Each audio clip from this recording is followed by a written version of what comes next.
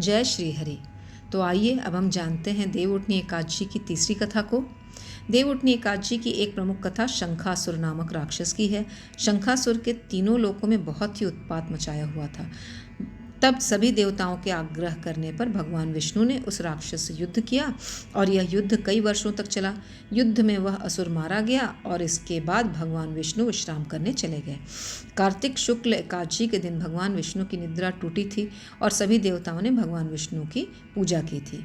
शिव महापुराण के अनुसार पौराणिक समय में दैत्यों का राजा दंभ हुआ करता था। वह बहुत बड़ा विष्णु भक्त था। कई सालों तक उसके यहाँ संतान नहीं होने कारण उसने शुक्राचार्य को अपना गुरु बनाकर उनसे श्री कृष्ण मंत्र प्राप्त किया। यह मंत्र प्राप्त करके उसने पुष्कर सरोवर में घोर तपस्या की। भगवान विष्णु उसकी तपस्या से प्रसन्न हुए और उसे संतान प्राप्ति का वरदान दे दिया। भगवान विष्णु के वरदान से राजा दंभ के यहाँ एक पुत्र ने जन्म लिया। इस पुत्र का नाम शंखचूड़ रखा गया। वह बड़ा होकर शंखचूड़ ने ब्रह्मा जी को प्रसन्न करने के लिए पुष्कर में घोर तपस्या की। उसकी तपस्या से प्रसन्न होकर ब्रह्मा जी ने उसे वरदान मांगने को कहा। तब शंखचूड़ ने वरदान मांगा कि वह हमेशा अजर अमर रहे, वह कोई भी देवता उसे नहीं मार पाए। ब्रह्मा जी ने उसे यह वरदान दे दिया और कहा कि वह बद्रीवन जाकर धर्मध्वज की पुत्री तुलसी जो तपस्या कर रही है उससे विवाह कर ले।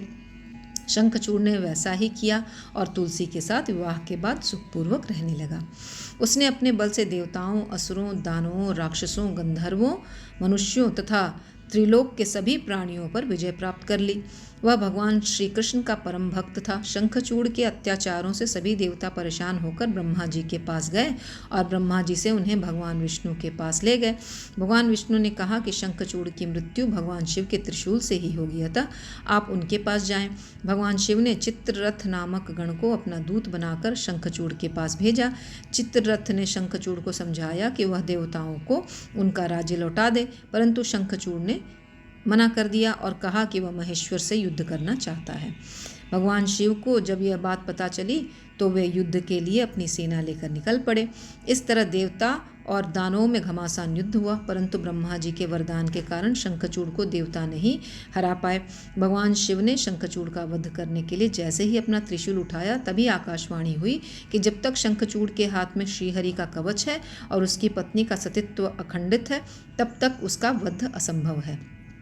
आकाशवाणी सुनकर भगवान विष्णु वृद्ध ब्राह्मण का रूप धारण कर शंखचूड़ के पास गए और उससे श्रीहरि कवच दान में मांग लिया। शंखचूड़ ने वह कवच बिना किसी संकोच के दान कर दिया। इसके बाद भगवान विष्णु शंखचूड़ का रूप बनाकर तुलसी के पास गए। शंखचूड़ रूपी भगवान विष्णु ने तुलसी के महल के द्वार पर जाकर अपनी विजय होने की सूचना दी। यह सुनकर तुलसी बहुत प्रसन्न हुई और पति रूप में आए भगवान का पूजन किया व रमण किया।